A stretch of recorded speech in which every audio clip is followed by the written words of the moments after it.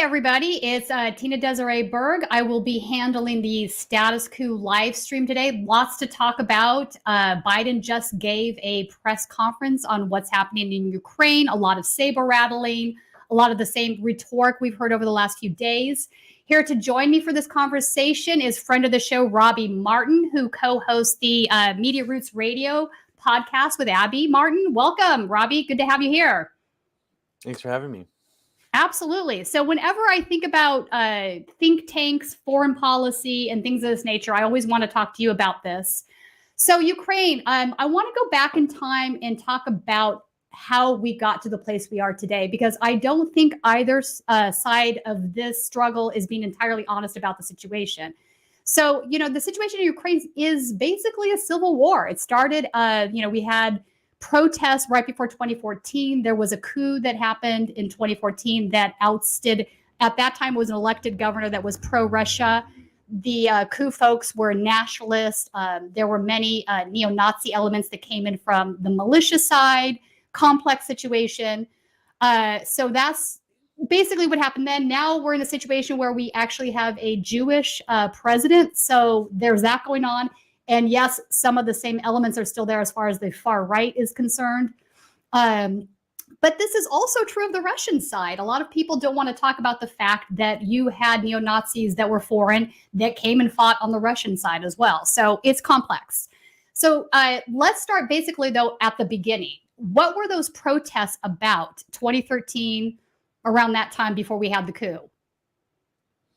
I mean, at the base level, they were about, it was a perception that the Ukrainian government at the time was extremely corrupt.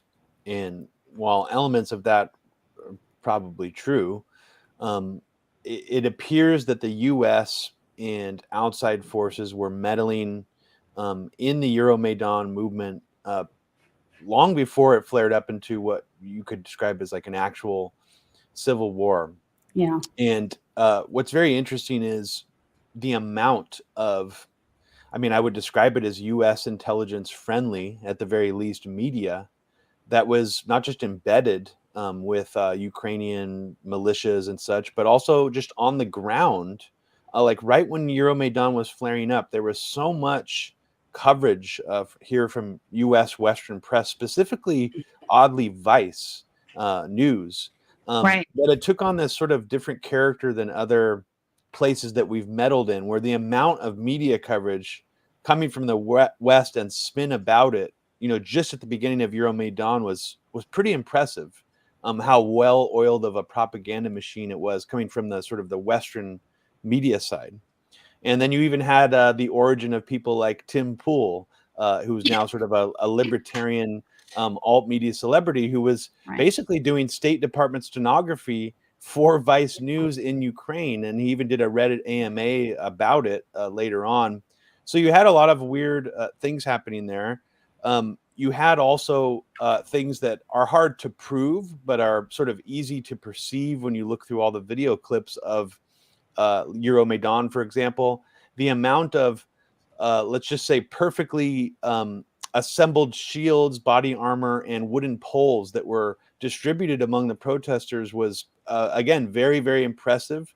It's the type of stuff you hear about right-wingers, sort of spinning paranoid narratives about here with Antifa, but it actually happened in Ukraine. I mean, you can see it very clearly. Suddenly everybody has the same size wooden poles, shields, able to just overcome any, police they encountered there. Pretty impressive feat.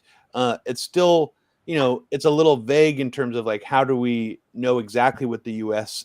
did there to meddle? But what we do know that the U.S. did is that Victoria Nuland, who was basically the former U.S. ambassador to NATO, took on this sort of new position where she was sort of the face of the Eastern European representation of the State Department during the Obama administration. And she was essentially caught on a leaked phone call playing musical chairs with the Ukrainian opposition. Like, well, who should we get in there? Like, what about this guy? Well, he's not great. I like this guy better. And then what's his face? I forgot his name. It's the other guy who was actually in the Ukrainian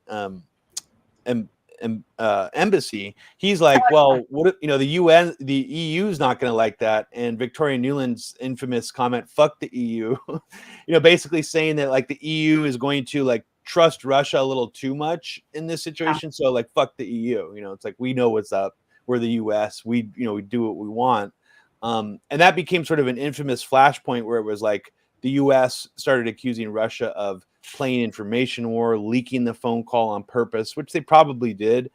And then that sort of created a whole new version of information warfare between Russia and the United States, where it sort of created this new track where things started to get very meta with the way that the propaganda became. You know, you started to have organizations like Bellingcat come onto the scene, which were, you know, heavily trying to imply that Russia shot down MH17 and then try to lie about it, and it was actually the Russian separatists who use a Buk. And here's, you know, all these satellite photos of the Buk. It's like, how is this, you know, private organization Bellingcat basically acting as if they're an intel agency, being the ones to prove to the public that Russia shot down this plane? It was very strange.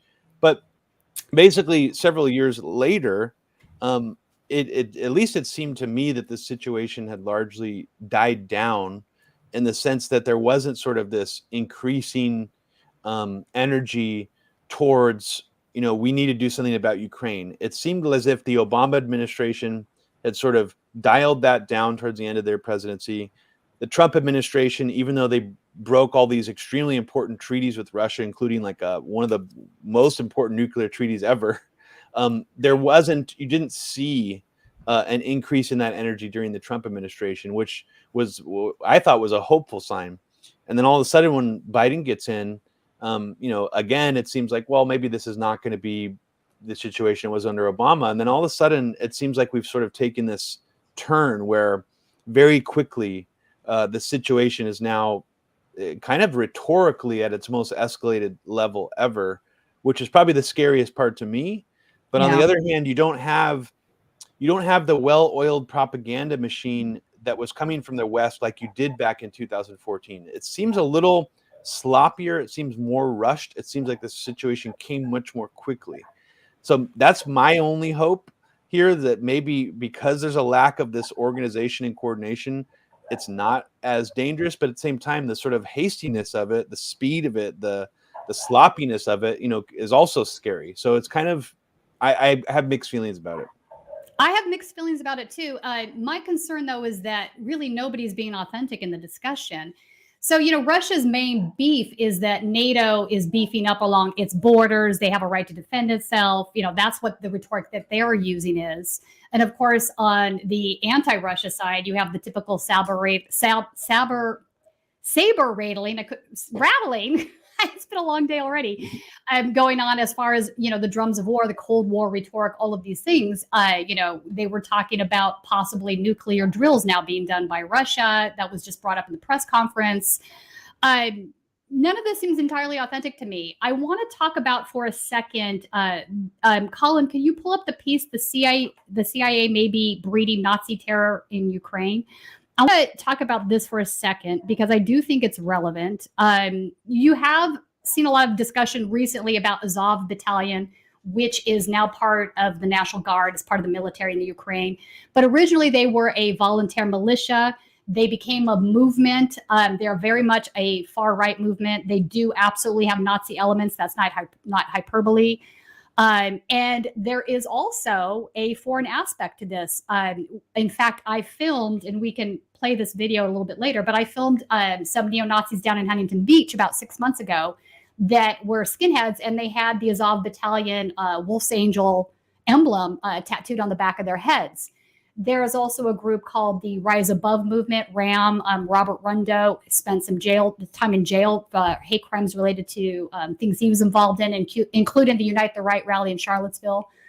He had gone over to Ukraine and trained there with these militias. So there's absolutely, definitely this crossover going there. So this article, let's take a look at this because I think it's important to discuss this. Colin, can you put that up on the screen? I don't think you sent me that one yet. If you could send it. Oh, I just sent an email about a few minutes ago. Live It was, TV. it was an empty email, so it might have got lost. Oh, all right. Let me hang on, everybody. Hold on here a second. Because I I think can we throw need it in the chat. I have it here. Oh, okay. Looking Throw for the it in Ukraine chat. one. Yes. The Azov one here. See if it popped up in the chat. All right, sending this. All right, Colin, I just sent you a link.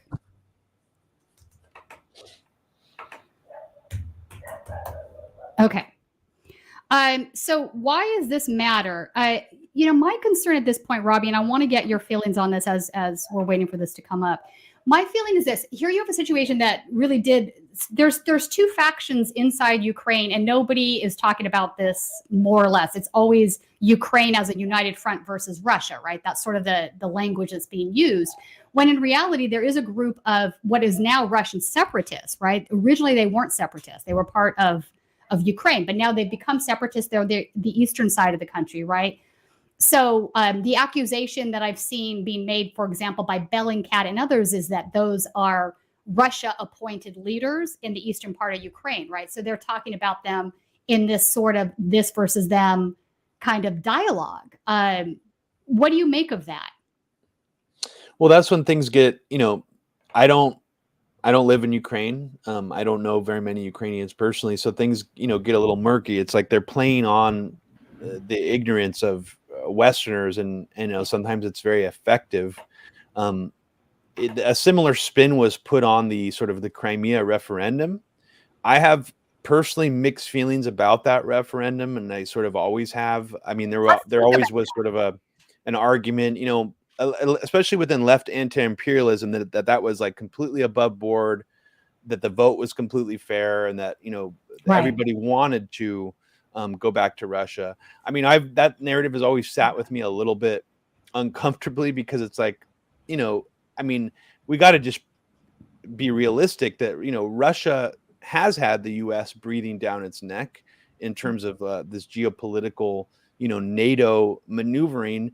And of course, Russia is going to, do things back to the U.S. I mean, one of the big accusations, this is one of the weirdest things to me about what's happening right now, Tina, is this idea that Russia is about to invade Ukraine. You keep hearing Biden, he just said that in a press conference right before we started. But what's interesting is the Obama's administration's approach to this was that Russia had already invaded Ukraine, doing something they described as hybrid warfare, where Russian separatists were Russian troops. This was their accusation, that Russian troops were pouring over the border, pulling off their insignias and pretending to be Ukrainian Russian separatists. Right. That was the narrative for 5 years. So That's it's right. strange to me that the White House would now be like throwing that narrative out and being like, well, now the Russians are going to invade with real troops. I'm surprised that those were fake troops before. Yeah. I mean, I'm surprised that Biden's not just, if he was following the line from Obama, he'd be like, Russia has already invaded Ukraine. We've already known they've been doing hybrid warfare. So I guess what's notable about that to me is it's a change in the script. For some reason, that's not as big or important as a talking point for them now. And they want to make it seem like it's more of a traditional, old school, like the Hitlerization of Putin, like he's about to invade. He's got all these troops and he's about to just run roughshod with his troops into Ukraine. If any of that's true about Putin doing that hybrid warfare stuff, which I think maybe part of it is true. I think part of it's true. I just think it's very unlikely. Side and the truth, you know what I mean? Yeah, I think it's very unlikely that Putin would do something like this drastic now. Yeah. It seems very, very hyperbolic, and when you mix in the rhetoric from the U.S. government and the Russian government, both accusing each other of staging false flags to try to initiate some kind of conflict, that's when you have to sort of take pause and be like, wow, this is getting really meta and bizarre. And even an AP reporter, calls out, I think it was Jake Sullivan, of being like InfoWars. And I think that's when it's really reached a strange level, like when a reporter just calls out a Biden official. It's sounding like Alex Jones. So no, that was Mike Lee. It was a fantastic clip. We actually shared it on the Status Coup live stream last week. And he's like, why should I believe the intelligence that you're giving me? And the guy basically kept saying, well, because I just handed it to you. And he's like, no, you handed me a press release. Where's the actual evidence? And he's like, well, that is the evidence. We're telling you what happened. And so he starts bringing up, where's the weapons of mass destruction in Iraq? It was really good to see somebody standing up to this rhetoric, because that isn't evidence. How do we actually know that this is true, right? At this point, U.S. intelligence has lied so many times that they should not just be believed right off the top. So I do think, I think you're correct. I think that there's his side, there's her side, and then there's the truth. And both sides are basically just arguing their points, and they both sound ridiculous to me. You've got this constant barrage right now of saying that the Ukrainian government it's neo-Nazis running the government. That's not true. Are there neo-Nazi elements, fascist elements in the government? Yes. If you want to tell me the Jewish president is a right-wing fascist, I'm going to entertain that. Yeah, there's evidence of that. Is he a neo-Nazi? No, he's not. Are there neo-Nazi fighters in the militias that are now part of the National Guard? Yes, that is also true. So again, these are complex situations, and I'm constantly seeing this boiled down into really simplistic talking points, and this is not a simple situation. So I agree, now, yeah, let's go now look at this CIA. I think Colin has it now. So the CIA may be breeding Nazi terror in Ukraine. I thought this was a really solid piece, because there's very little talk of what this discussion is. I think there's more social media hype about Azov Battalion now than there was previously, because a few people have seen some of these photos, floating around, and they're like, holy crap, these guys have swastikas, they have SS tattoos, et cetera. And there's videos. In fact, if you go back even into some of the old Vice videos, you will, if they're not talking about it in the Vice video, but you can flash by and see guys with various types of Nazi tattoos, ones that say white pride, all these sorts of things, even though that's not what Vice was talking about. I noticed that you could see this stuff. So basically, this argument is the U.S. government has a well-documented history of backing extremist groups as part of a panoply of foreign policy misadventures. I mean, we have decades of this evidence. This is not a controversial statement, right? So the CIA worked with Cuban anti-Fidel Castro radicals who turned Miami into a hub of terrorist violence. In the 1980s, the agency supported and encouraged Islamic radicals converging in Afghanistan. This is true. I mean, we armed Al-Qaeda to a certain extent, and then we wondered why those arms eventually got turned against us, right? So based on a new report, it looks like we may soon be able to add another to that list of fatally unlearned lessons, Ukrainian neo-Nazis. According to recent Yahoo News reports, since 2015, the CIA has been secretly training forces in Ukraine to serve as insurgent leaders, in the words of one former intelligence official, in case Russia ends up invading the country. Current officials are claiming the training is purely for intelligence collection, but the former officials Yahoo spoke to said the program involved training in firearms, cover and move, and camouflage, among other things.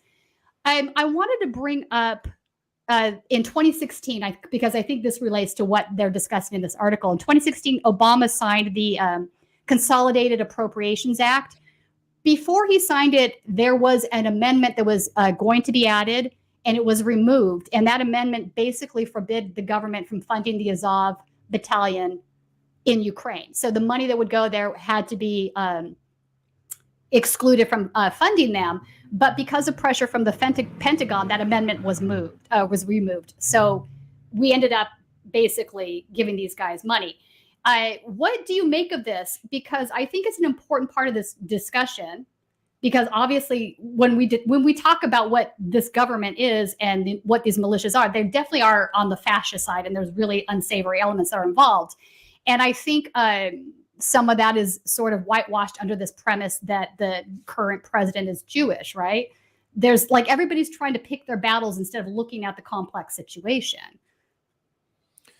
Yeah, I mean, I think that people tend to get into sort of these rhetorical traps where it's like, even anti-imperialists, when discussing Syria, it sort of all became about the CIA propping up Al-Qaeda, al-Nusra. When in reality, I mean, the CIA was pouring money into Marxist rebel groups. I mean, like the YPG. So at a certain point, you have to be like, well, is this about the ideology of the rebels, or are you just against the CIA propping up these proxy forces? Because I personally am just against the CIA propping up any proxy force to meddle in another country. So am I. I agree with you. I think it's a problem. If they're Islamic radical or not. So I always found that sort of strange that became the focus of Syria. And I do see a tendency in anti-imperialism to just paint everybody in Ukraine as a neo-Nazi. I mean, when the reality is there is a serious neo-Nazi element within these militias. And I do think it's very notable and telling that it's like the US, the Pentagon couldn't just let go of the fact that the Azov battalion was going to be excluded from the supplemental that was being given to Ukraine. Well, it's like, well, why? Like, why couldn't they just be like, okay, fine, the Azov battalion won't get the money, but everybody else will? I think that really says a lot in the sense that the Azov battalion isn't just a tiny militia that happens to be neo-Nazi. They do have an incredible amount of power in Ukraine. Amount of power. Yeah, they're a political party now too. Yeah, and I think that's also being put on display now. It's like 4 or 5 years later, 6 years later, after a lot of people already were like, wait a second, all those people were Nazis. We still have articles coming out today of like them still trying to whitewash, like Western media, I mean, trying to whitewash Azov members or Azov photo ops. And it's like, geez, you would think you guys would have learned by now not to do this. It's just so obvious. So it's that to me is like, it does indicate that there is some reason why that group is really important to whatever this United States effort is. And it's just odd. It's strange because it's like, well, geez, you would think the optics of that would be so bad you guys would figure out something else, but they haven't. So they haven't.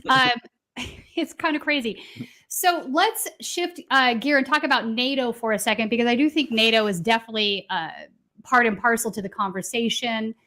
In fact, speaking of Azov Battalion, they were part and parcel to NATO too. There's a photo that started circulating on social media was quite a few years old. I remember seeing it back, 3 or 4 years ago, in which you had some Azov Battalion guys with NATO forces, and in the background you have the NATO flag, you have the Azov Battalion flag, which is the Wolf's Angel, and then you had an actual swastika flag, right? So this had kind of started blowing up on social media, and it's a genuine photo. Now, whether or not NATO knows that that's to be true, I think that they do. My thing is this: it's disturbing, yes, but it's not solely only happening in Ukraine. We could talk about White Rex and some of the other neo-Nazis that are Russian, that are also very much right-wing and fascist, that are, the main guy, and I can't think of his name right now, that's against Putin that is jailed. He has definitely fascist tendencies in his past and has made some incredibly racist statements.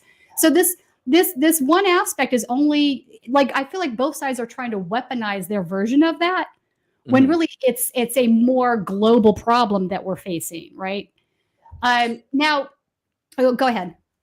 No, I mean, I was just going to say, I mean, there is a tendency, I think, because the U.S., has initiated this new Cold War essentially against Russia because of RT America. I mean, even my sister worked there. There is a tendency to over defend Russia's behavior, and I only mean that like I mostly, take the side against the United States, but when it comes to like, just like, let's just say the war on terror era.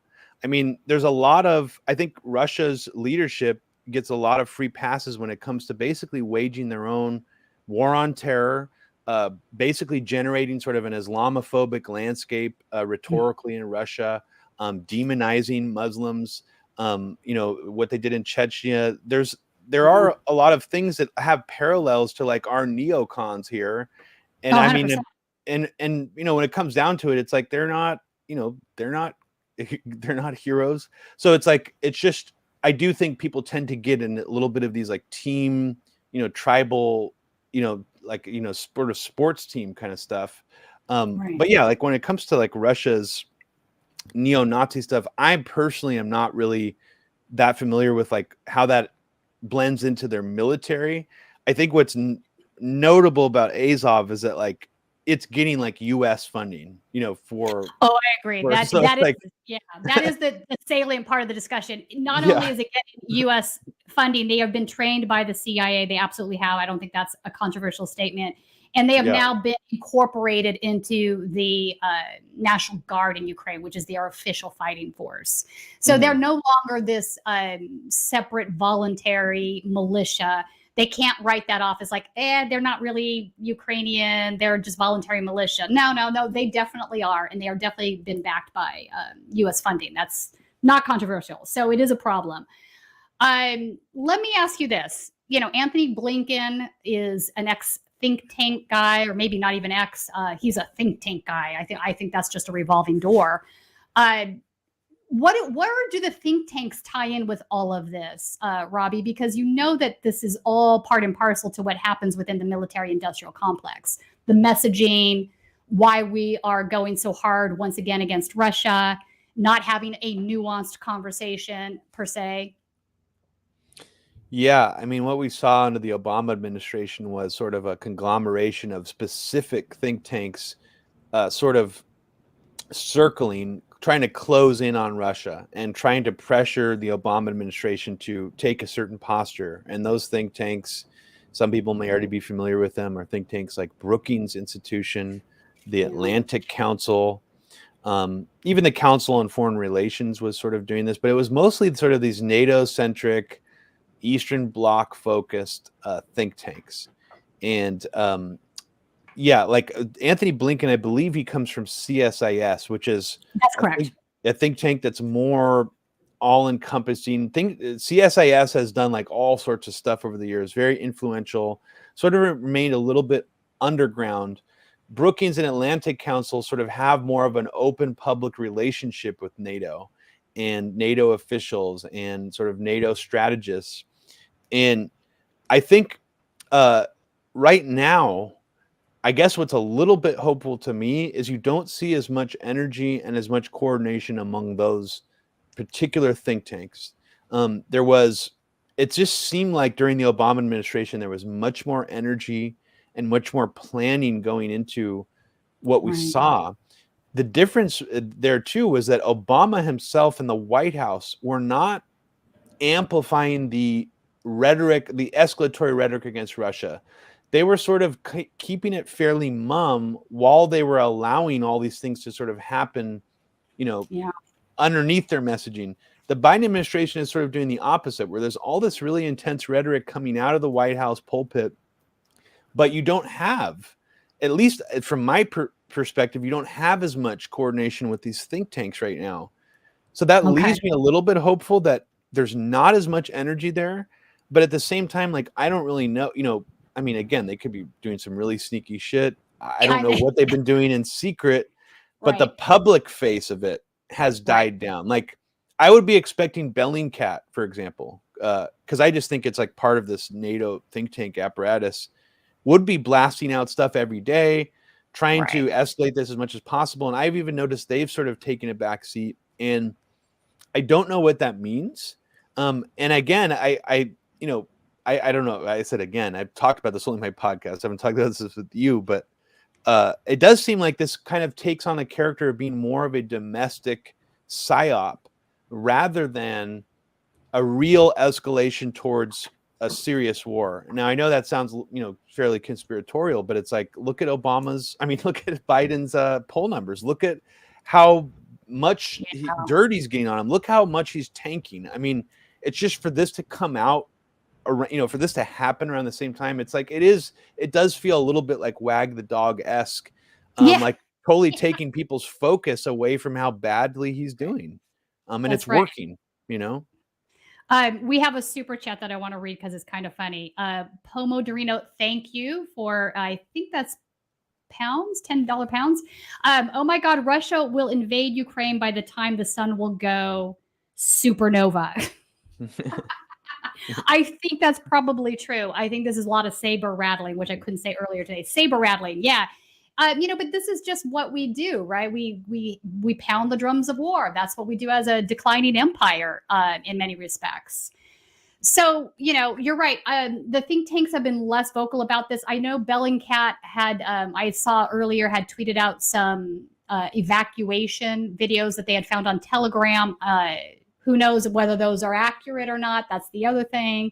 How do you verify this stuff, right? I check into Telegram every morning to see what's being posted in a lot of these rooms because it's good to keep an eye on it. All of the extreme fringe movements are on there making posts, right?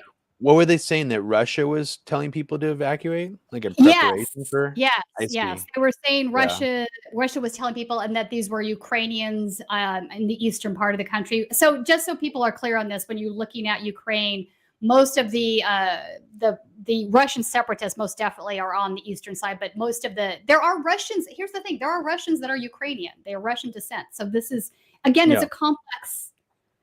Nobody wants to talk about that, right? Maybe this is just a country that's been engulfed in civil war for a long time, and there's different fractions with different beeps, and all of these outside forces are taking advantage of that, right? Maybe that's the discussion that needs to be had.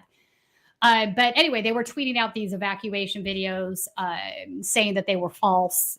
They very well could be. I mean, it's hard to say at this point. I mean, honestly, Robbie, if I could afford it, I would get on a plane and go over there right now and try to figure out what's going on. Because here's the other thing. All of the embedded news reporting that we've seen done on the Ukrainian militias, and it's not just Vice, it's a few others. Some of it's very good. Some of it's like sketchy, but you rarely get to see the point of view of the Russian separatist side. And I'd like to know what those folks have to say, because they're not Russian citizens. They are Ukrainian too. That's part of the discussion, I think. So it just feels very disingenuous. Yeah, and I remember early on at RT America, like when Abby was working there back in 2014, when all this stuff erupted, I was hoping that there would be a little bit more nuanced coverage from like the Russian media side, but I do remember, unfortunately, like them, it was taking on a character which is like, come on, guys. Like I remember there was like something where it was like some Russian separatists were getting like handed like candies and flowers by some like Ukrainians and stuff. And it's like, even if that really happened, it's like, come on, like that's Give me a break. Yeah. Optically seems fake. It's just so, I mean, staged. Yeah, it seems staged. It is really unfortunate though that this has lost so much nuance that it's like people, we don't even really know. I mean, it's like, I do think it helps to talk to people who are Ukrainian, to talk to people who are Russian, people who are Russian who don't take like a hyper nationalistic, point of view. There's plenty of Russian people you can find who don't love Putin and have a very nuanced view about this, but still think that the U.S. is acting horribly destructively here. And I think that's really helped me understand the situation better. I mean, just trying to like hear from them. Because we're completely in the dark here, and I think that that's part of what they do is they play on our ignorance, and it's like I mean, I don't even think people realize the extent, because we were inundated with the Russiagate paranoia. People don't even realize the extent in which Trump actually severed important treaties with Russia and reversed the clock in terms of like actual diplomatic progress between our two countries. I mean, especially as I already mentioned, the nuclear disarmament agreements that had existed since the Reagan era, those are gone now. It's like, yeah, wow, you know what? Let's talk about that for a second, because I do think that's an important part. What do you think is motivating that? I mean, I think it's the same, going back to the think tank thing. I think that there are different vying factions of power in DC and in our military industrial complex and our power sector. And there's always been a faction that since the Soviet Union collapsed doesn't feel like Russia deserves to be any kind of autonomous nation. And there, in some sense, there have been people in the U.S. policymaking scene who always wanted to have Russia on a short leash. Ever since Yeltsin, when Putin got in, it seems to have drastically changed our posture to it. And I do think that that's what we're up against, is there is like this increasing slow motion, campaign by a group of people who are, I think, relatively small in numbers, but just have enormous amount of influence in DC. And they've been working on this project. When I said this project, I mean basically to just encircle Russia and expand NATO to the point that they have. And it's been like a 30-year long project. And I think it's just it's coming to fruition in different ways, and perhaps to them, trashing that treaty was just Right. another step towards whatever goal they have is. And then it seems like there is another faction, which is really scary too, is the right. You hear people like Josh Hawley and some of these right populists being like, we don't need to meddle in Ukraine. This is really unnecessary. What we really need to worry about is China. And you sort of see this new lane opening where there's a right-wing faction of right-wingers who are acting as if they're anti doing anything about Russia, even though most of the Republicans voted for the $300 million weapons to Ukraine. That's what's really surreal, is that I don't know what caused them to change their mind on that, but they all voted for it initially. They all voted for it, yeah. So now there's sort of this populist cosplaying where it's like, we don't worry about Russia. We need to worry about China. Yeah, China. What I see, bad guy. What I see happening that's really worrisome is that we're sort of in this weird state right now where there isn't a bipartisan agreement on foreign policy. There was only about 6 years ago. Like, there was a very strong agreement between Republicans and Democrats on Syria, on Ukraine, and now there isn't. And what I'm worried about is that's not the norm. The norm is not for a bipartisan split in foreign policy. The norm is actually for a bipartisan consensus on foreign policy. So what happens when we come back around to a bipartisan consensus on, we should escalate things against China and Russia, when the Republicans come back around to that? I think we're leading towards that much scarier place, and we're not there yet, but it's like the norm is bipartisan foreign policy in this country. And the way the rhetoric is escalating now, when we get back to that place, I think we're in a really dangerous situation. I don't disagree, Robbie. We're in a very, very dangerous situation. So I want to have Colin pull up the Daily Mail UK article. Get that on the stream. This is basically, I thought this was an interesting article because, where did it go, actually? Hang on. They changed the top of it because of the press conference. No way. Where they just changed the headline? Yeah, because now it's saying breaking news, Biden shoots. Biden says Putin will invade within days after massive explosion rips through gas pipeline in Russian separatist city of Luhansk in eastern Ukraine. Follows false flag car bomb and mass evacuation of 700,000 Russian civilians.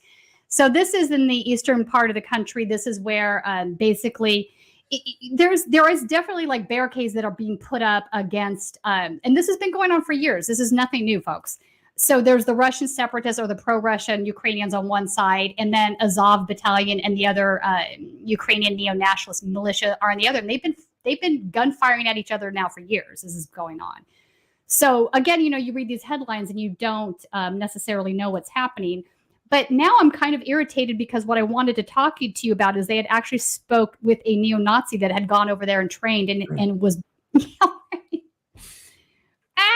All right. So let me exit that and go back in. Colin, does your version have the correct, or is it the headline? Yeah, there it is. See you. Okay. So scroll through that and we can see. So former neo-Nazi warns that it's both sides. And this is sort of what I wanted to get at because all the discussion that we're hearing in the media, at least in the United States, is sort of focused on the idea that, all of these fascist neo-Nazis like, RAM, Rise Above movement, these guys go over, they train with the Ukrainian soldiers.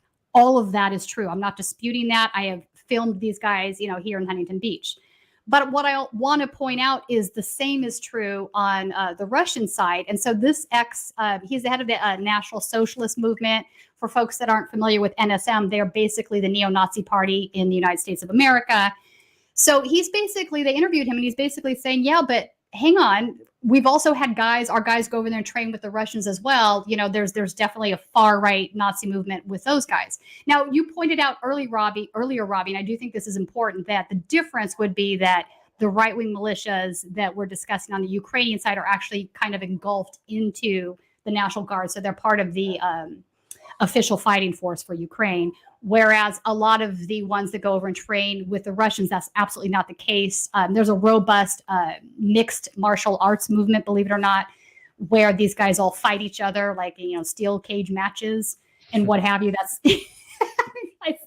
I'm like, put White Rex and the guy from Azov in there and let them duke it out, right? And that'll be the end of it. But but this is definitely part of what's going on. And I guess my beef is that I think this needs to be discussed across the board as part of a more worrisome global movement that we're experiencing. The fact that we have radicals here in the United States that are very excited about going over and training in these war zones for neo-fascist governments is a little bit worrisome to me. And it's a growing movement, right? Where do you think that gets placed in the discussion? That's a really good question. For some reason, my mind goes to like, this is the sort of neo-Nazis like eat, pray, love moment where they're going to find themselves in a foreign country. You know, it's like they're taking their little pilgrimage. It does kind of remind me in a way of some of the Marxists, you know, from the United States that went to Syria to fight alongside of like YPG and stuff. Cause it's like, they had such a strong, you know, I'm not comparing Marxists to not neo-Nazis. I'm not doing that. I'm saying that it seems like a similar thing. It's like some of these younger Marxists felt like there was a calling for them in Syria. Like they were fighting, you know, against Assad, I guess, versus, or against ISIS or whatever. Same. So I think, I mean, that's what it reminds me of, but it's odd and it totally makes sense. And I mean, I have seen myself what you're talking about, where it's like there are a lot of like, you know, people would call them crypto fascists in the past. People, white guys here, like white Americans here who are sort of, you know, right-wing neo-Nazi-esque, who think that they're being really clever, just covering themselves in like, you know, the Azov battalion logos and things, like as if people won't notice. I mean, people aren't idiots, you know, everybody knows what those symbols mean now. But I have seen that there is sort of an element of people who are like, I'm gonna go stealth Nazi and just have like the black sun tattoo on my back. But it's like everybody knows what that symbol means now, dude. Right. Come on now. You're not so stealth. Yeah. Although it was kind of funny, some of the journalists that were down in Huntington Beach that day that I filmed these guys absolutely had no idea what this emblem was. And I'm like, that's the Ukrainian Nazi symbol. And they're like, what? Like, yeah, I mean, and it works on some people. Like, I guess it goes under the radar enough where it's like, unless you're, you know, you really look at this shit all the time. Well, but that's it. Why would you know that, right? I mean, it's not exactly, it's not part of our normal discourse in this country, because I think, you know, as scary as this growing neo-fascist movement is globally, it is not something that generally gets discussed by the mainstream media.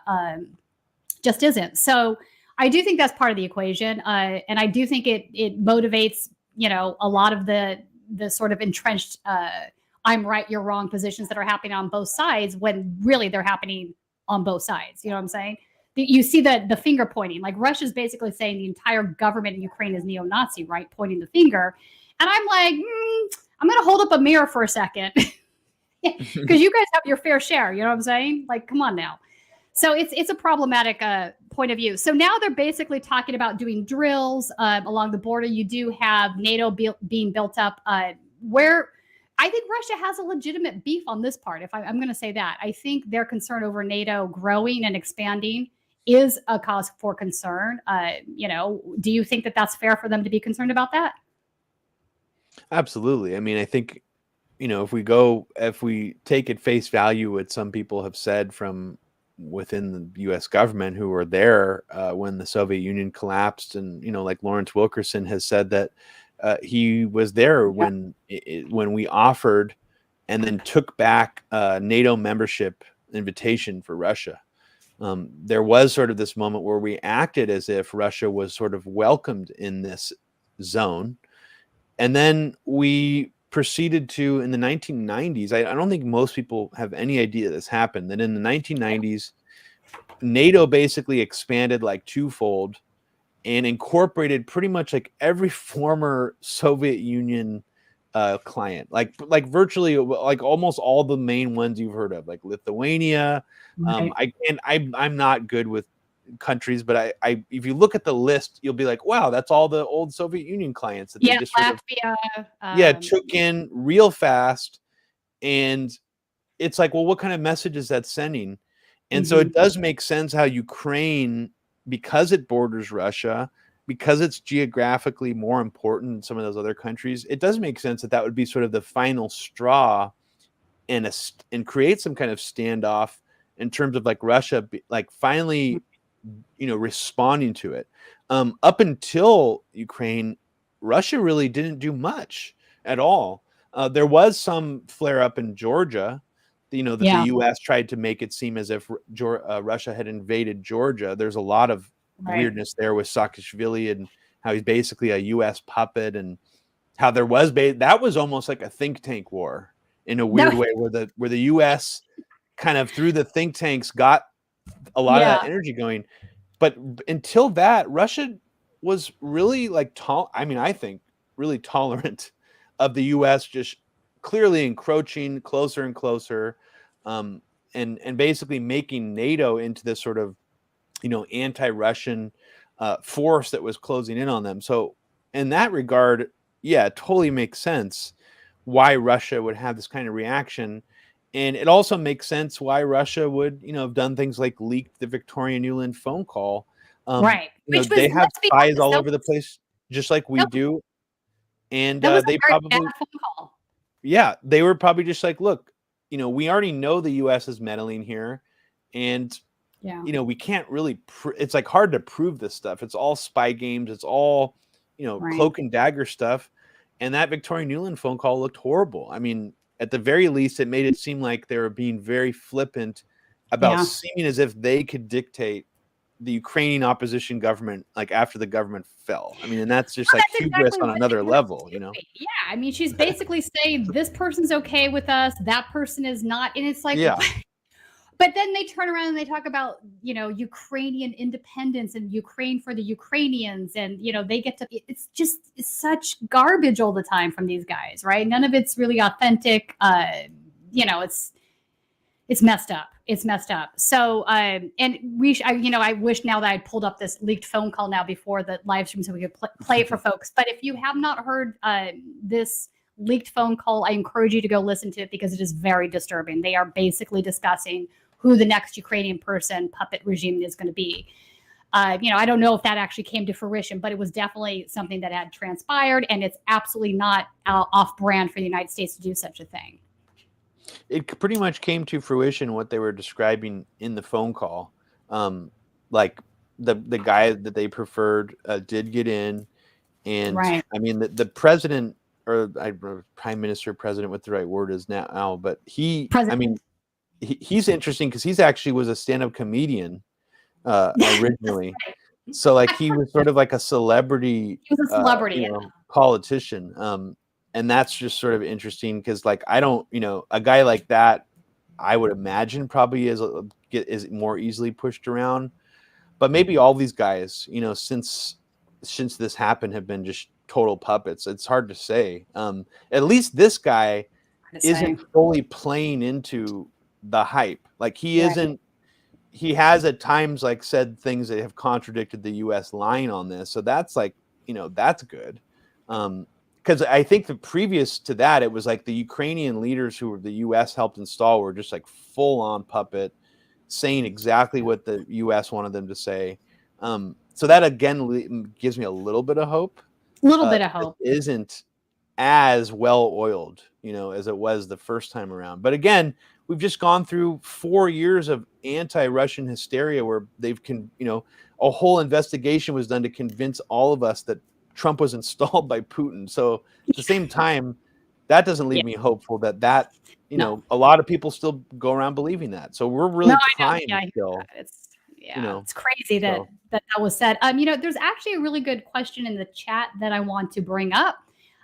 So does Israel support for interference in Ukraine? What's that about, basically? There is an element here. The current Zelensky, the current president, is Jewish. Also, he's a right-wing guy. There's no two ways about that. There's been some deals made with weaponry between the two countries. What are your thoughts on that, Robbie? Well, I do know that I want to say about 5 years ago, it was found that Israeli sold weapons to Ukrainian government were getting into the hands of Azov battalion neo-Nazis. Like that actually happened. And there's full documentation, reporting done on that. So that happened. But yeah, there is a strange, I mean, I wouldn't be surprised at all if Israel was also somehow in bed with Azov. I have no idea though, but yeah, like their relationship between Israel and Russia is peculiar. And I just have to remind people, we just went through several years of like joint ISIS bombing campaigns between the US, Israel, Russia, and Syria, and I still can't wrap my head around that whole situation, like how that even happened. Yeah. Was Russia, how much coordination happened between Russia and Israel and the United States, and during that whole situation, it's strange. It's strange. And now we're here, and it's like now we're dire enemies again. And it's like, well, I just thought we were, it seemed like there was all this coordination happening in Syria, even though there was a lot of talk about how this could flare up into war. And now we're back here, and I don't really know what to make of it. And I'm just really hoping that that nothing stupid happens. But it just seems like it's all rhetoric right now. So I guess I feel like it's all rhetoric. I feel like it's a lot of saber rattling on both sides. I don't see Russia actually invading Ukraine. I think that seems really a stretch to me, at least. I don't see that happening. I do see the U.S. saber rattling, though. I think Biden was definitely saber rattling in the press conference today with what he was saying. Sure. And he was asked about nuclear drills. He did say that he didn't think that, Russia was going to do any, nuclear weapons on Ukraine. He did say that, but there's definitely saber rattling going on. And it's but here's the thing. Israel is a big arms manufacturer in the same way the United States is. So there's money that's being made from these arms sales. And that has to be part and parcel to any conversation we have at this point when it comes to these ongoing escalations. Absolutely. And I'd be really curious what the next supplemental vote shows. We hear all these Republicans constantly acting as if they don't want to escalate things with Russia. Yeah. But I really don't think that they've been put in a position where they have to put their money where their mouth is in this regard. And I'd like to see what happens. And I don't know. I don't know if they really will commit to that position or not. I'm still confused how they even got there in the first place. I don't understand why they ever started to resist that. I mean, I guess on some level that's positive, but it doesn't make any sense to me. There doesn't seem to be a real reason for it. So that's part of why I'm scared that this is just going to horseshoe back around eventually to be like all the Republicans are just Russia hawks again, and eventually, but both parties, really. I mean, this is one area. We already know the Democrats are, they are united in their hatred for Russia. I mean, even when they were like the whole Putin-Trump thing was going on, they were still, that was always an element. Speaking of Trump, let's unless you have any other parting words on Ukraine, I sort of want to shift to this other story that just came out that's kind of wild. I mean, all I'll say is that Biden, we just watched his press conference. He's still saying that Russia is going to invade Ukraine. Yeah. And I think, when is this going to be obvious boy who cried wolf? Like, if they're not going to invade Ukraine, why do they keep saying it? And at a certain point, if Russia doesn't do anything, I think the U.S.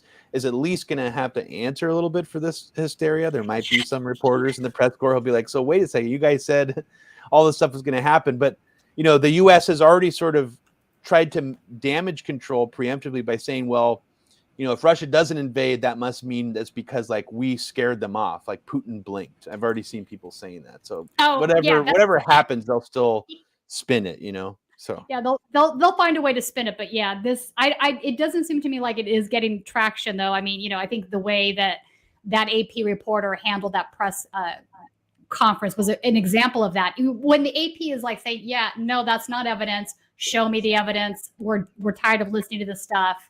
When that's happening, that ship sailed. We've kind of jumped the shark, so to speak. All right, so I want to shift to Colin, if you can put up this AP piece, because this is kind of it's funny, it's wild, it's crazy, really.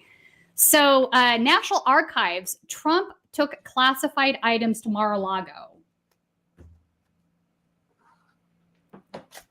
I mean, just right off the top, I'm like, okay, so we had to listen to her emails for how many years? And here he is doing the same thing. Like superficially, that was my my initial reaction when I read this. I'm like, But yes, of course he was. Like, all of these guys do the same thing and point fingers at each other, right? So classified information was found in the 15 boxes of White House records that were stored at former President Donald Trump's Mar-a-Lago residence.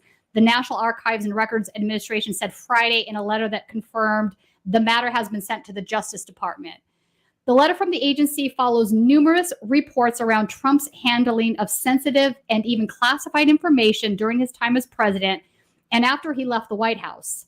The revelation could also, I know it's really funny, the revelation could also interest federal investigators responsible for policing the handling of government secrets through the Justice Department, and FBI have not indicated that they will pursue it.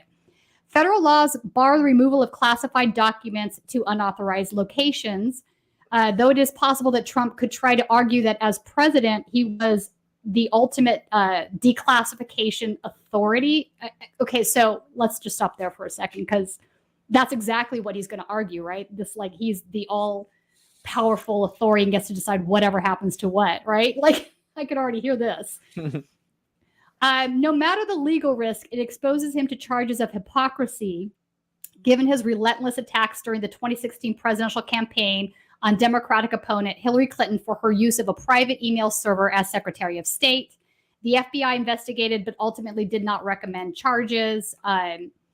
Trump recently denied reports about his administration's tenuous relationship with the National Archives, and his lawyers said that they are continuing to search for additional presidential records that belong to the National Archives. Anyway, wow, right? Like, I mean, it's just so on brand that this is happening, right? So, I mean, listen, my opinion is this. I don't think Hillary Clinton should have been doing what she was doing. I thought that was bad, and she should have, faced some repercussions for that. I also don't think it's good that Trump did what he just did. Like, but again, the rank hypocrisy that you see, within the two different parties, right? They're so entrenched in my side does something, it's fine. If your side does the same thing, oh, hell no, that's bad, right? Yeah, I mean, obviously hypocritical. I mean, the new, I don't know if you saw the reactions to this Durham report. It's just so funny. All the Republicans are like, oh, if they can spy on a president, they could spy on anyone. It's like, well, where in the fuck have you been for the last 20 years, dude? Like, yeah, it's wait. and then on to top it off, actually, what was so funny to me is apparently Durham released that report 5 days after like the statute of limitations expire, and everyone's praising this guy, and it's like, I mean, I don't know. It seems like you guys are just sort of have the wool pulled over your eyes, but yeah, it is. I mean, Trump is just such a bull in a china shop to me that I feel like he dishonest. I mean, like, but part of me is almost thinking like, did he just do this like accidentally because he's so dumb and doesn't like have the right people advising him? I mean, I almost think it's possible he did that because like I don't even know what my take is. Like I can't even imagine Trump now being like even interested in like national security stuff. Like I don't like. He's just like so bored by it, and he's just like, I don't like this, Robbie. I don't think he was ever interested in national security stuff. So, I mean, I want to say it wasn't malicious that he took all these files, but at the same time, like, I don't know. I mean, Rudy Giuliani claims he is sitting on like a stash of like Hillary leaks that is still going to like destroy her.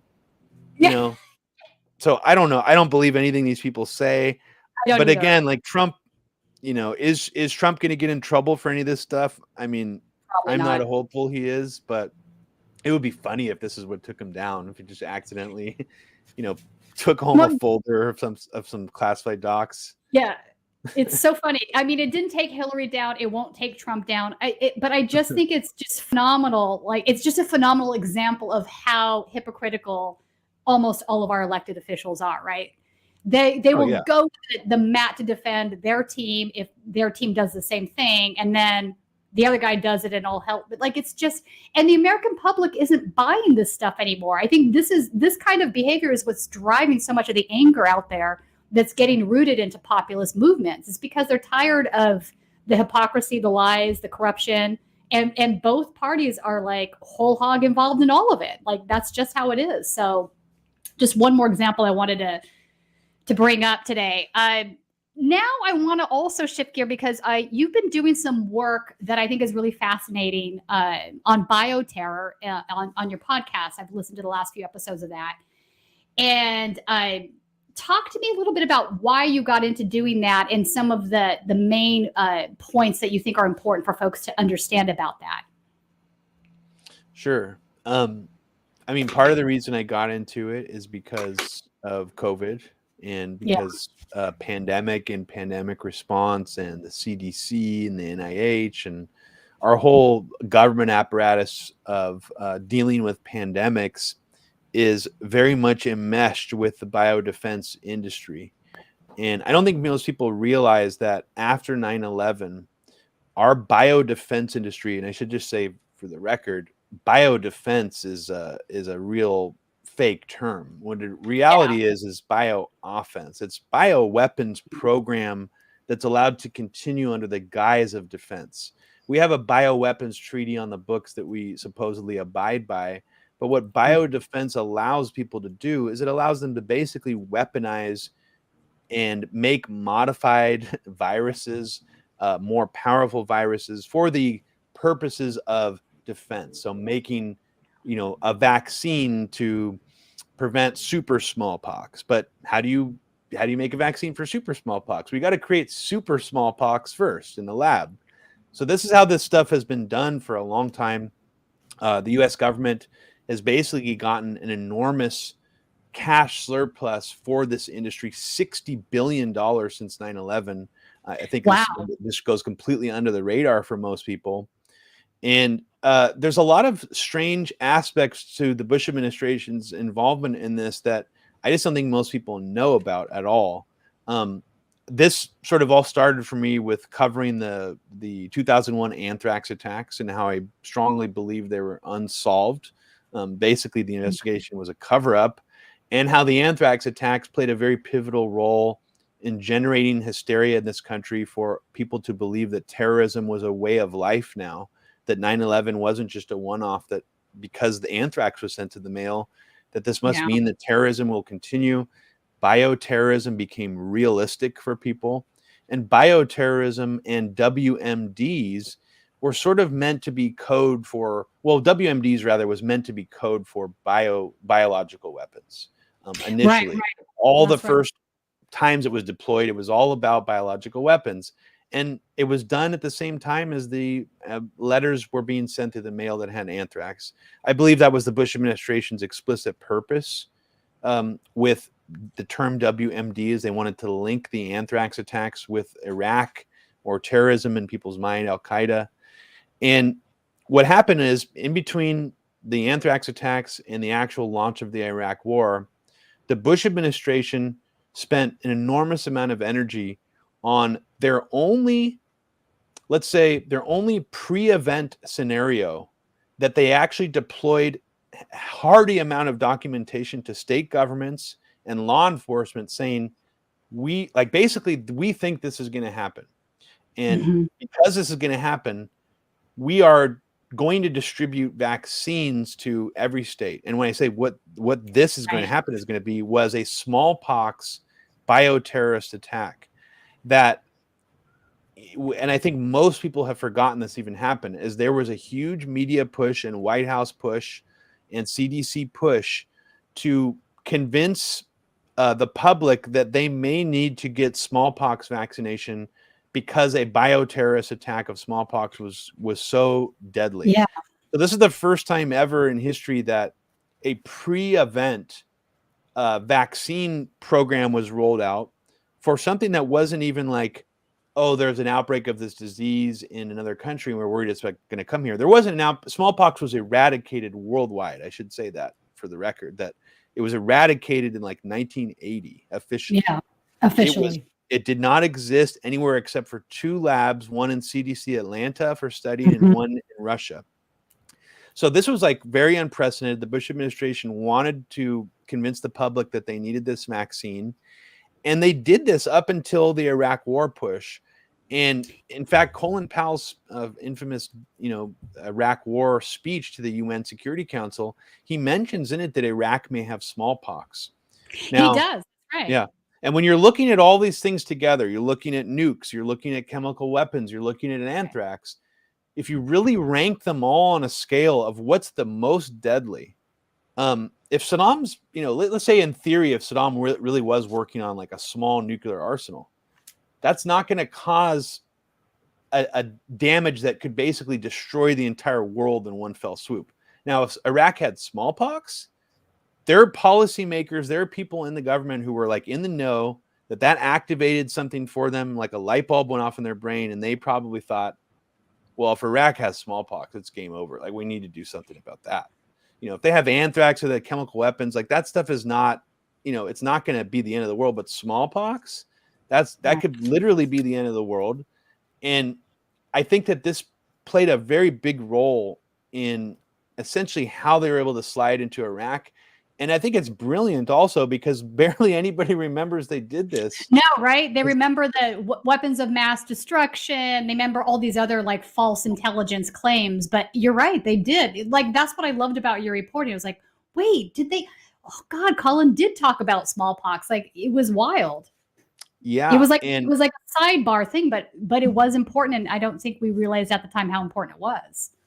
No, and I think that we talk all about the Patriot Act and how big of a deal it was and how much that stuff changed during the Bush era. But if you really look at what Bush and his inner circle really focused on, their next big play was Project BioShield, which was basically an attempt to get as much cash as possible into this biodefense, in quotes, industry, which is basically just a bioweapons race, a new one that started really, accelerated significantly after 9/11, when we're still in it today. And I find it personally fascinating that all the conspiracy theories revolving around COVID really miss this and really miss the biodefense industry as a whole, because it's all about Fauci and how evil he is and the CDC. And it's like, well, what about this larger apparatus he's always been connected to that's not getting really any focus right now? It's like, even the lab leak theories that people like to talk about, this Eco Health Alliance and Peter Daszak, this guy who was responsible for that project, gets a lot of focus. But who were the people who solicited Eco Health Alliance? If you follow this thread all the way, it was DARPA. It was the biodefense industry. Fauci wasn't the one who solicited them originally. It's like, he's always been this PR bureaucrat, and I really do think people, especially if you're interested in the military industrial complex, or even if you're a conspiratorial minded person who thinks this COVID scenario stinks, look at the biodefense industry in the US and look at how much energy has gone into that. And it's actually really scary to think that, this is really what the United States government has poured a lot of money and energy into as far as part of our military apparatus, really. And it's done under the guise of providing safe vaccines to the population. Now, I'm not saying COVID and the COVID vaccines are specifically in line with that, but we may see something else down the road a year or two from now that's, kind of much more like this, where they're like, hey, we think Russia's going to, unleash this disease on us, or another country is, and we all need to get vaccinated. And I wouldn't be surprised if they somehow pulled this out again now that everybody's, sort of used to the idea of a pandemic. And this has always been something that has peripherally existed, this idea of bioterror, where, you're right, in Atlanta, in the CDC headquarters there, they have all kinds of viruses, very deadly viruses. Ebola, they got everything. Yeah. They've got everything there on cattle, where they, and if any of those got out and were able to mutate, it would be very dangerous. So the idea that this is something that could happen, I'm not saying from the CDC, but could happen somewhere in the world, I don't think is crazy making. But what does scare me is this aspect of it that you're talking about, as far as the anti-vaxxer sentiment or the vaccine hesitancy that has now taken over such a big part of our population. That the combination of those two things could be very detrimental.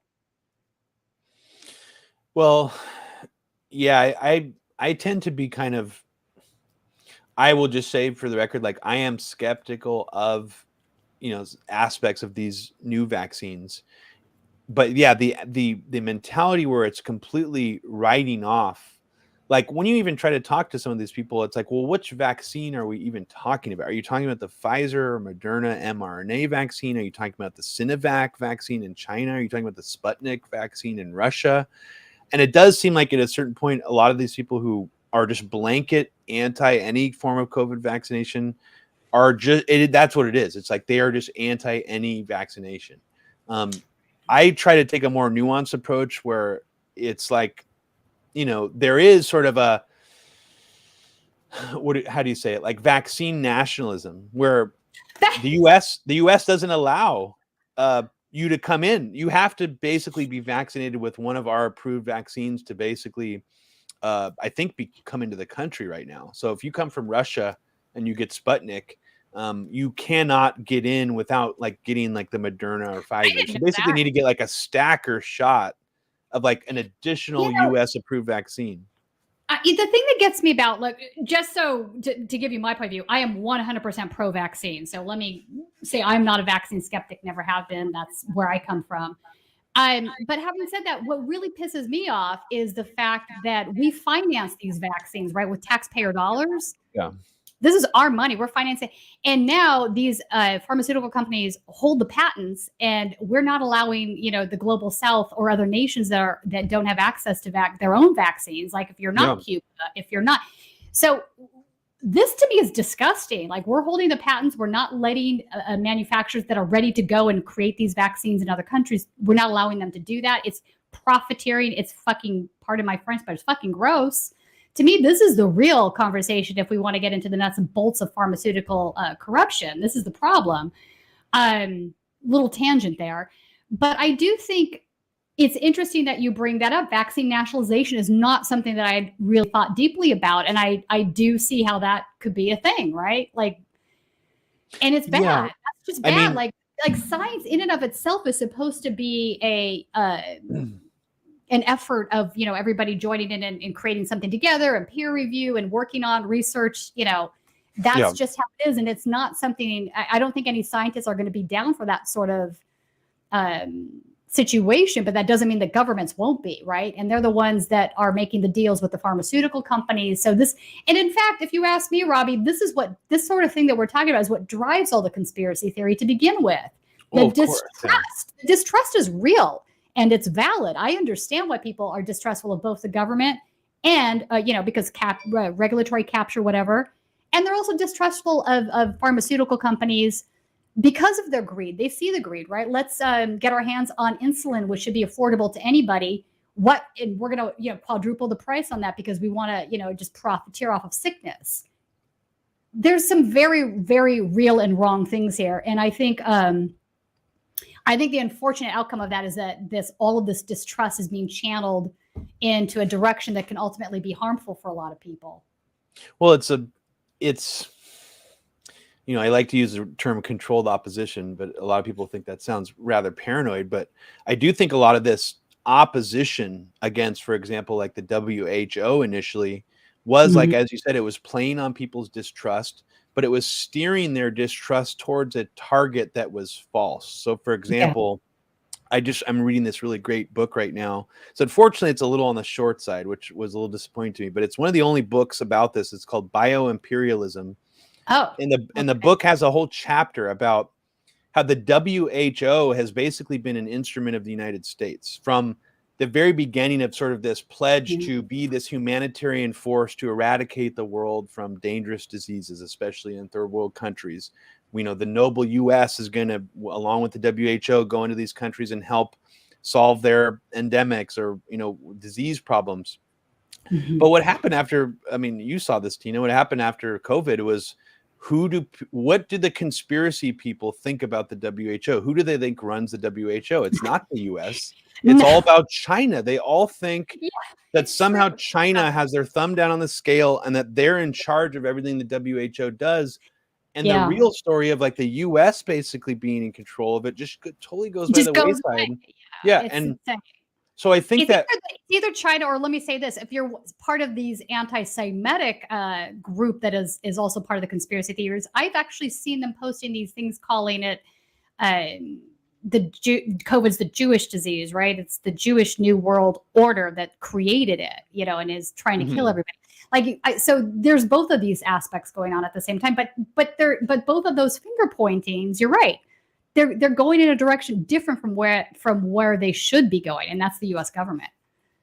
Exactly. And again, the U.S. government has arguably the world's largest, quote unquote, biodefense sector. And I just find it really remarkable that there's all these conspiracies about vaccines. There's all these conspiracies about Fauci, but yet there's no conspiracies or just no real sort of trying to lift off this, this veil of the biodefense industry. And, even like, I don't even know if you're familiar with Robert Malone.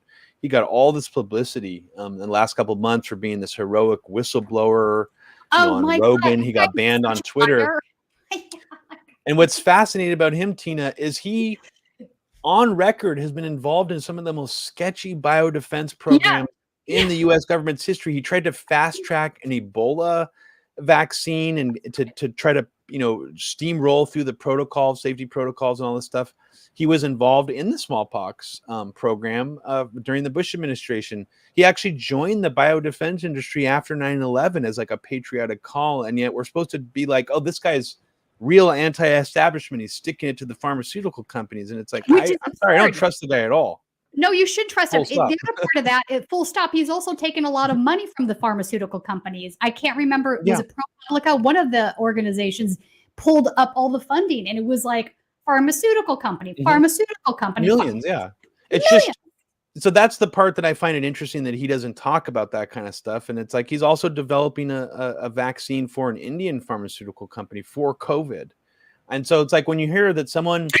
I just don't know what this guy's deal is. And I just think that, when it comes to people who are like these opposition figures in the scene, I think you got to ask is like, who's actually talking about the biodefense industry? Right.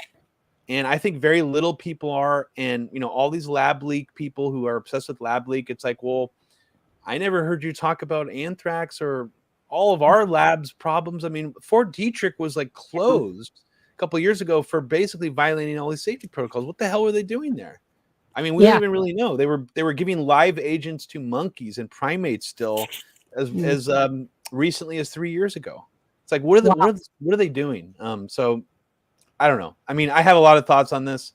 I think if anyone's interested in this subject, check out our smallpox series. We have the first episode unlocked right now. The rest of the episodes, there's 3 more. They're for Patreon subscribers. Okay. But you can go back. All of our anthrax episodes are unlocked, which we did on the 20th anniversary. And there's about 4 of those as well. Okay. So very related subjects in a lot of ways. I loved listening to these podcasts because it was very informative. I thought you and Abby did a great deep dive. And this is stuff that I hadn't really considered. And when you like look at the mounting evidence, you're like, wow, there's some real concern here. And here's the other thing, about the Robert Malones of the world, right? The idea that these folks are anti-establishment is appealing to people that are very angry, right? And I get why, right? They've been screwed over by the establishment. We already talked about all the reasons, the corruption within the government, the greed within the pharmaceutical companies. All these things are very real, and they drive very real anger that's warranted in the world. The problem I think that we're seeing is a lot of this anger isn't really moored to anything, let alone principle, right? So you have anti-establishment in and of itself isn't a theory. It's just anger, right? Yeah. And I think a lot of the folks that are being tagged with that, or they're wanting to be tagged with that, they're calling themselves anti-establishment, aren't all that anti-establishment, right? They just know that that's a popular way to perceive yourself at this point if you want to gain an audience with a lot of legitimately angry folks out there. So it is definitely part of the conversation. And I'm glad you brought up the Robert Malone aspect of that, because I remember hearing that in the podcast. I was like, wait, what? Yeah, it's baffling.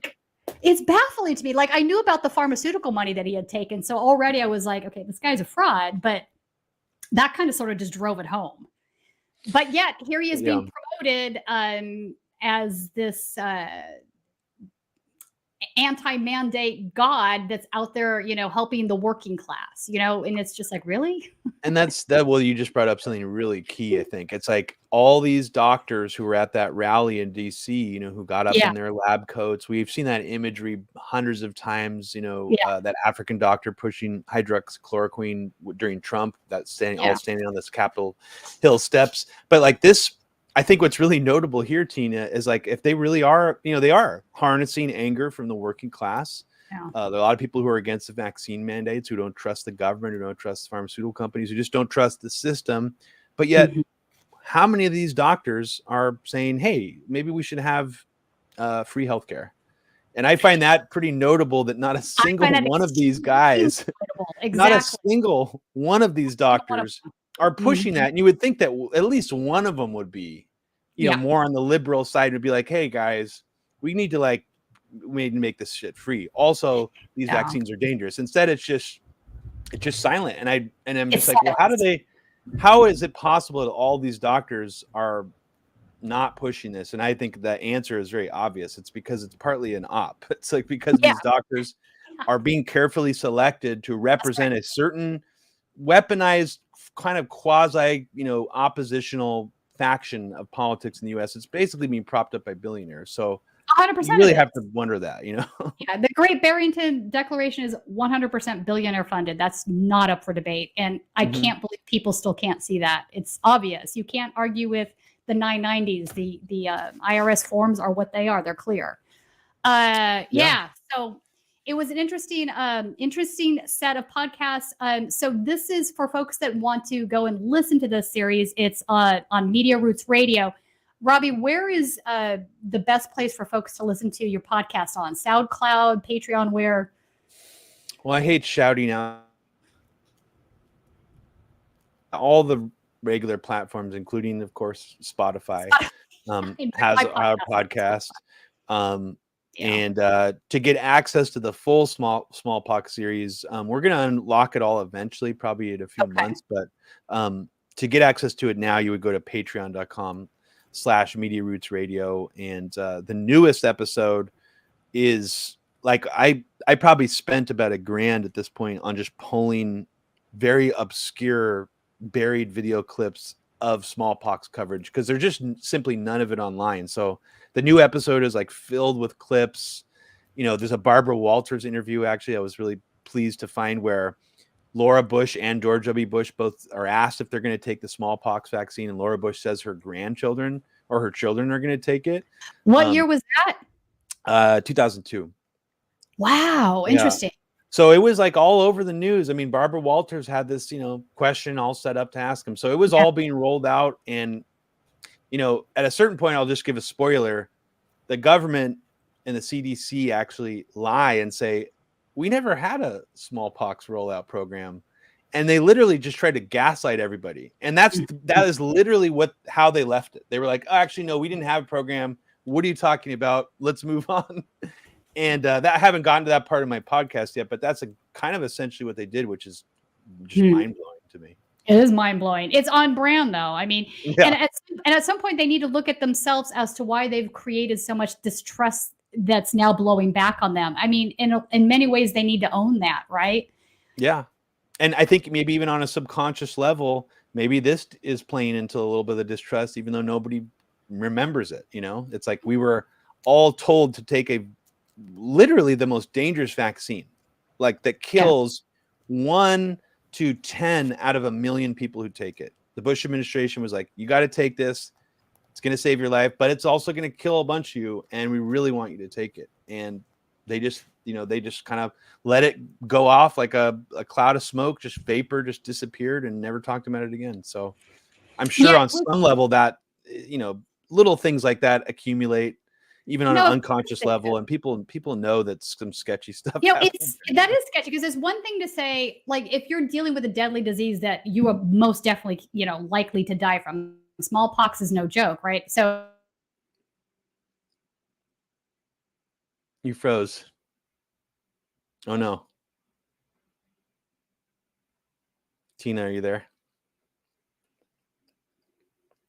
We might have lost her, looks like. Oh no. Are we still live? Oh yeah, we're still live. It's Oh, just our okay. internet. So Sorry, Tina. I don't know what happened. in case that's out again, if you want to finish up with letting people know where to find you and stuff, and we'll kind of wrap it up from there.